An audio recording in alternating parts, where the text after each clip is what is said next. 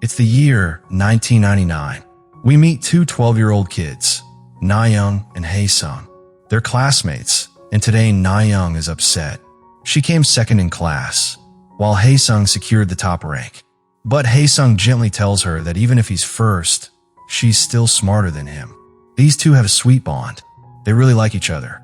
Every day, they walk to school together and come back home the same way.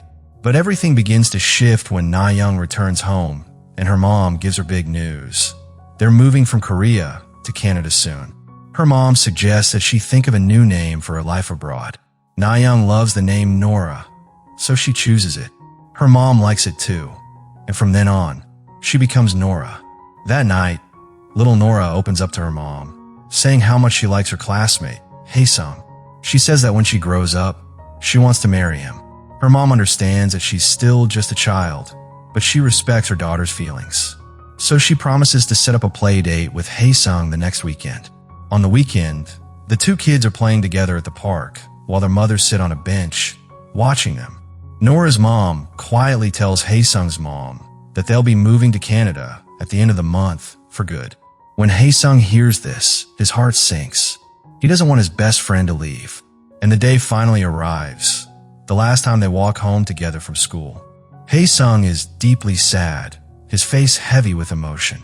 Nora is heartbroken too, but there's nothing she can do. The very next day, Nora leaves for Canada with her family. She secretly hopes Hae-sung will come to see her off, but he doesn't. He's so overwhelmed that he can't bring himself to say goodbye. And he doesn't even know that she's changed her name to Nora. Time rushes forward. 12 years go by, and now it's 2009. We find Hae-sung just completing his mandatory military service. Meanwhile, Nora, who grew up in Canada, has moved to New York to chase her dream of becoming a writer, something she's always wanted since she was a child. Every day, she meets new people and discusses ideas for her book. But even now, she often thinks about her childhood friend, Hae-sung. One day, she decides to look for him on Facebook. It's that era when social media connects people across the world. When she searches for him, she finds his profile quickly. To her surprise, Hae-sung had already left a message on his page for her. He had also tried to find her. But since Nora had changed her name as a child, he couldn't locate her. Now that she has found him, she sends him a message. Hae-sung is overwhelmed with joy. He had waited for this moment for years. His life in Korea has been simple, even quiet. But this message stirs something deep within him. He immediately replies. After a bit of chatting, the two connect over a video call. For the first time in 12 years, they see each other again, and their happiness is hard to contain. All the memories they created as children come flooding back. Despite the years, those moments still live within them. Nora opens up and says that after moving to Canada, she cried for a long time thinking about Hae-sung. He gently responds that he, too, missed her every single day over the past 12 years. From that point on, they start chatting constantly, spending hours on video calls. It almost feels as if those 12 years of distance never happened. One day, during a call, Nora encourages him to improve his English and come to New York. She says he can build his career there, and they could finally be together. She tells him that she wants to see him again. But Hae-sung shares his own dream. He wants to go to China to study Mandarin, and he's planning to leave soon from Korea. Nora wishes to fly to Korea to see him, but a writer's workshop she's committed to prevents her from going. Even though they can't meet in person, Hae-sung's return in her life changes everything for Nora. Her daily routine shifts completely. She spends all her time talking to him, and even in quiet moments, she's always thinking about him. Her focus on writing begins to fade. Deep down, she realizes that if she keeps talking to him, she won't be able to pursue her dream, something she's held on since childhood. After a lot of reflection, she makes a difficult decision. She calls Hae-sung and tells him they need to stop talking for a while. She explains that whenever they speak, she ends up thinking only about him, and her mind goes completely blank when she tries to write. Hae-sung, being mature and understanding, respects her feelings. He agrees, and they stop talking. Nora slowly finds her rhythm again. Ideas start coming back to her, and she attends the long-awaited writer's workshop. At the workshop, she meets Arthur, another writer. They quickly become friends. Talking, laughing, and spending time together soon blossoms into something deeper. Their bond turns into love. Meanwhile, we see Haesung arrive in China.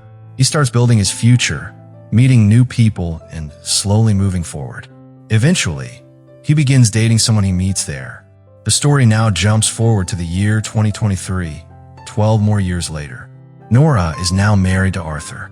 They're both writers, living a happy life together, just like Nora always dreamed. At this point in her life, she's working on a stage play, putting her heart into every word. Meanwhile, we see Haesung, who still longs to meet Nora. He sent her several messages, but she hasn't replied. Still, that doesn't stop him. He makes up his mind. He's going to the US to meet her in person. His friends tease him about it, even joke that he's chasing a childhood memory. But he doesn't care. For him, seeing Nora again means everything. So he messages her and says that he'll be coming to the US for something important. The truth is, meeting her is the only reason. Nora tells her husband, Arthur, that her childhood friend Haesung is coming to visit. Arthur already knows about him. Soon after, Haesung arrives in the US, and Nora goes to meet him. When she sees him for the first time after all these years, she's overwhelmed and unsure how to react. But she quickly gathers herself and embraces him warmly. Haesung smiles. He's just as happy to see her. The two of them spend the day exploring the city together, just like they did when they were kids. At one point, Haesung shares that he and his girlfriend are no longer together. They've broken up. Nora opens up too, and tells him she's married to Arthur now. After a long day of reconnecting, Nora returns home. Arthur asks her about Haesung. She tells him honestly that Haesung came to the US just to see her. Arthur had already sensed this, but hearing it confirms his doubts. He opens up to her, saying, "You two have known each other since childhood. You've loved each other. Maybe I came between something real." He wonders aloud if Nora would have married anyone at that time just to get a green card, or if it was really love. He brings up how different their languages and cultures are, how strange it is they even ended up together. Arthur is shaken by insecurity, but Nora gently reassures him. She says, "I love you. We're husband and wife. This is our life now, and we're in it together." Her words bring him clarity. Slowly, Arthur begins to understand. What he feared isn't real. The next day, Nora meets Haesung again. They visit the Statue of Liberty and take pictures together. While they're there, Nora also shows him photos from her wedding. Later, they head back to Nora's apartment, where Haesung meets Arthur for the first time. Since Haesung doesn't speak English, Nora translates everything he says in Korean so Arthur can understand. The three of them go out to a bar. Again, Nora translates as Haesung talks, but eventually, they become so caught up in their conversation that she stops translating altogether. As they talk, Haesung begins to wonder, what if he had come to the US 12 years ago? What if they'd never been separated as kids? Would things have turned out differently? He shares these thoughts with Nora. Nora gently responds, saying it's true. They did have deep feelings for each other as children. But back then, she was a completely different person. Even 12 years ago, when they reconnected on Facebook, she was someone else. And now, she's changed again. Haesung nods in quiet agreement. He, too, realizes that Nora isn't the same girl he once loved, or the same person he used to chat with. Time changes people, and they've both accepted that. Nora steps away to use the restroom, and while she's gone, Haesung apologizes to Arthur for dominating her time. Arthur says it's okay. He understands, but it's clear he's been emotionally affected. Still, he tells Haesung that he's happy to have met him. Soon, they all return to the apartment. Before leaving, Haesung invites Nora and Arthur to visit Korea someday. He books an Uber for the airport. His trip back home begins tonight. As the car arrives, Nora walks downstairs to see him off. They simply stand there for a moment, looking at each other in silence. Then, Haesung softly says, "Maybe in this moment, we're experiencing a past life. What do you think will be in the next one?"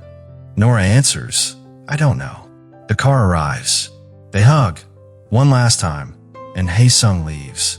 Nora walks back upstairs, and the moment she sees Arthur, she breaks down and cries in his arms. She knows, deep inside, that she truly loved Hae-sung once. At age 12, she left him. At 24, when he came back in her life, she had to walk away again to follow her dream. Now, at 36, he returns one final time, and they say goodbye again. This speaks to the quiet, lasting bond they've always shared. Though they've chosen different paths, they've accepted the lives they now lead. Still, as Nora clings to Arthur, she can't hold back the flood of emotions. The truth of her life is clear. Arthur is her husband, and she does love him.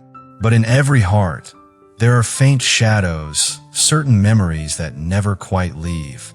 That's what exists between Nora and Hae-sung, an emotional trace, a bond shaped by time, distance, and what-ifs.